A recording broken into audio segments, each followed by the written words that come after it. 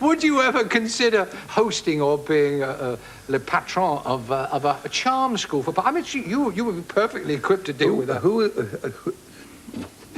The thought has, for the first time, gone to Robin. Mr. O'Connor, may I call you Des? You can call me Des, sir. May I call you Robin? Better people than you have.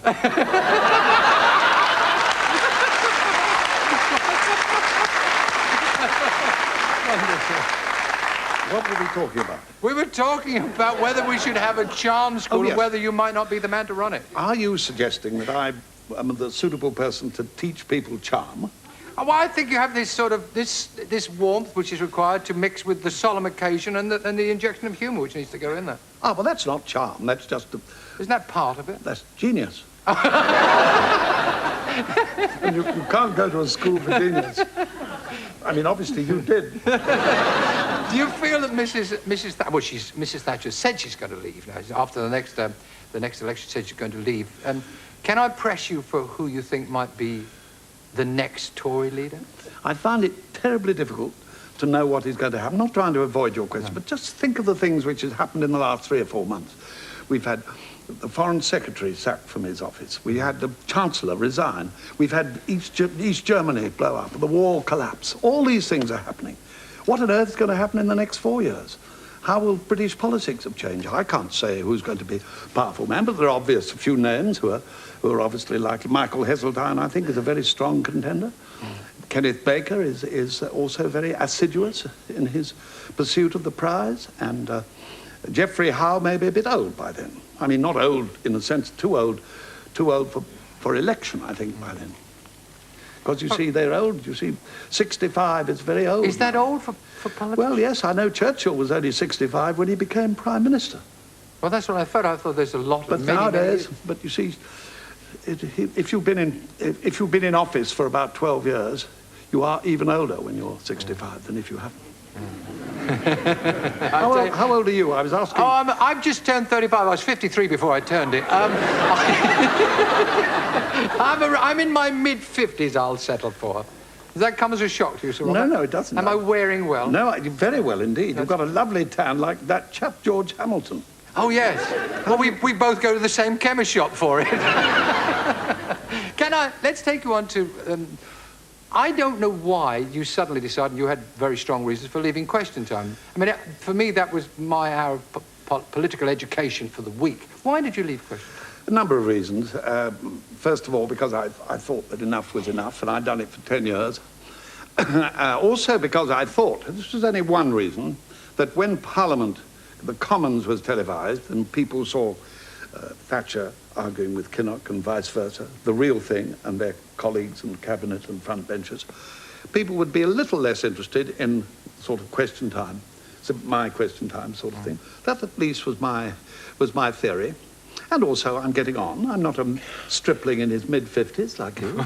Stripling? I've been called a lot of things on the box, but never a stripling. Thank you very much, Sir Robin. But you see, what you don't realise, or very kind enough not to mention, is that I'm really an extinct volcano. A lady wrote to me the other day, a viewer, she was a very well-intentioned lady. She said, you have arrived in the departure lounge of life. She didn't say that. Well, I've come onto the Des O'Connor show while I'm waiting for my plane.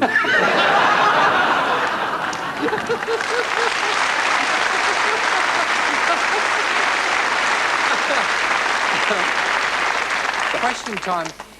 I think there was a change in your image during the 10 years you were in Question Time.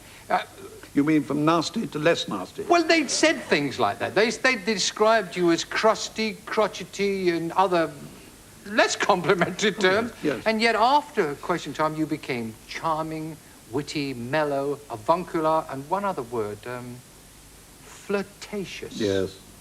I mean, that suddenly was pushing you towards, if you like, television superstar entertainer, which we've touched on, more than the journalistic interview. Did that please you? Well, I felt that Question Time I was becoming a bit more of an entertainer than a journalist, because I stopped, except for election time, I stopped doing major television interviews during the 10 years of Question Time, except for an occasional ones during the election. People thought I went on doing them forever.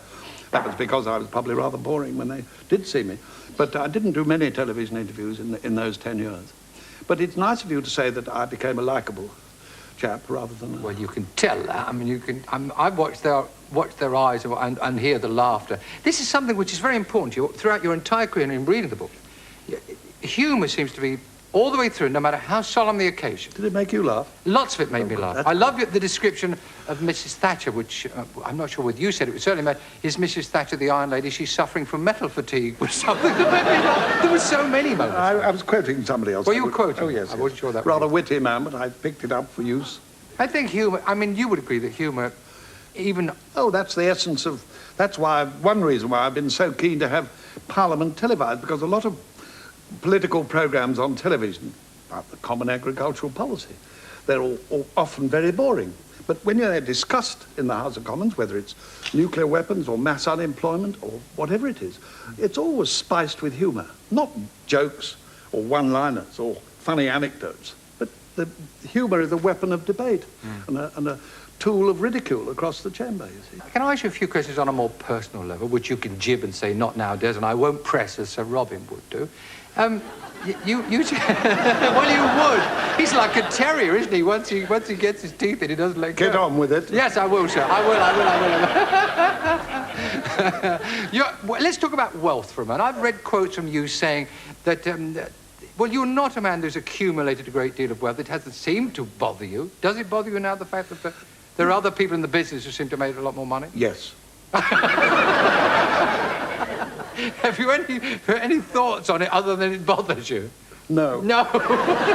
Except to say that the reason I haven't I'm not saying I'm poor, but I haven't made fortune. I haven't had a slice of the action. I haven't been an entrepreneur. I haven't gone into ITV. I haven't formed a television company. This is probably a reflection on myself. I have a theory on that, Sir Robin. I'm not complaining. I just don't think I would have been a very good businessman. But all I will say is that had I been who I am in the United States, I would now be a very rich man. You'd be a multi-millionaire. But as it is, I'm now a chap about to sell matches on the embankment and bringing out a book in lieu of pension. What are you going to do now? What offers are coming your way again? I'm sure there must be so many people who say, well, Sir Robin says he's going to retire, but if we can tempt him out of it and throwing tempting offers your way, what's happening? Well, I'm making a little career on the side on the Des O'Connor show, and I hope I shall be invited back. You were already... Here's a public invitation. Would you like me to do Ragtime Cowboy Joe when I come on the next show? Why not? That sounds interesting, doesn't it? I know all the words. I don't believe you know the words. Down in Arizona, where the bad men are, the only thing to guide you is that evening star. The roughest, toughest man by far is Ragtime Cowboy Joe. Your swings. Ragging music to the cattle as he swings. Back and forwards in the saddle on a horse. Got you syncopated, gated on the sun. You don't know the words. I don't know the bit.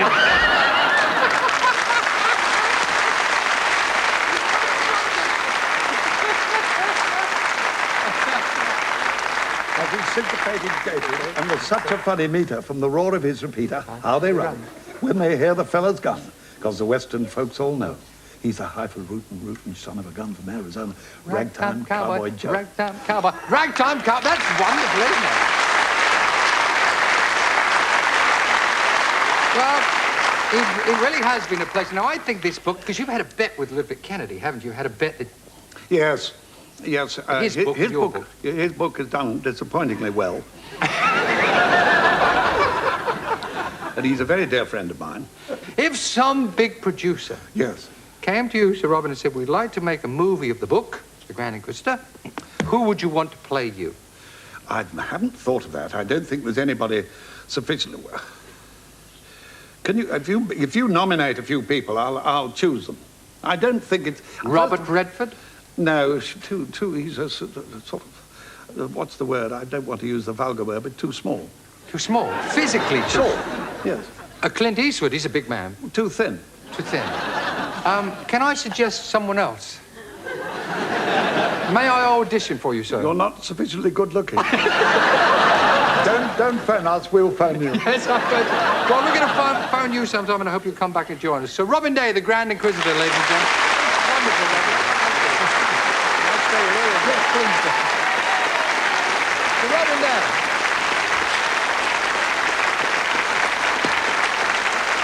We'll be back in a couple of minutes with Tina Turner and Bruce Forsyth. Stay with us.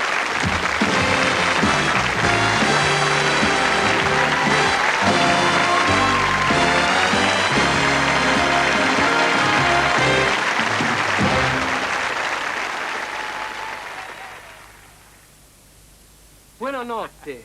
Waiter, could we have more coffee, please? Sì, signore. Ciao. Ciao, Franco. Because we thought making filter coffee was sometimes a bit of an effort, we made Brook Bond Red Mountain.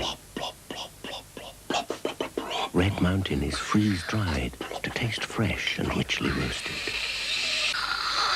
Signorina. Lovely, thank you. Waiter. You wanted the bill? Yes, please. Of course. And one last coffee, please. Red Mountain. It's like ground coffee taste without the grind.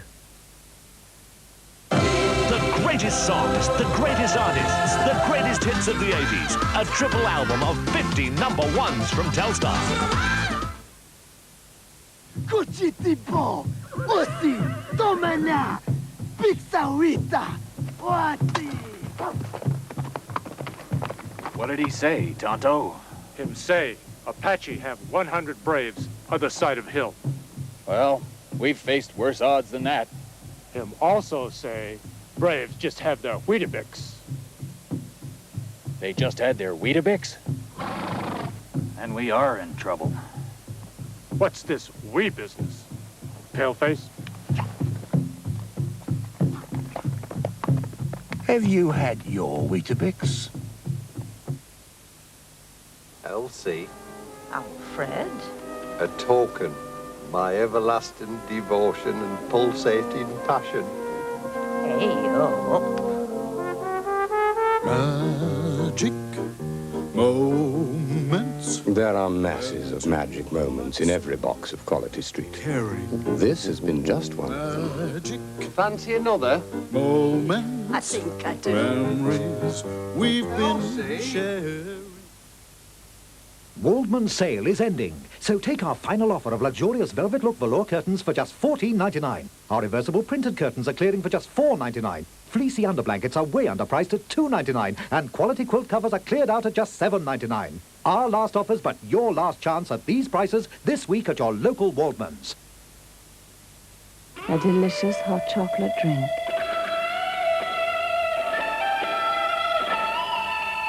Hot choc from Horlicks.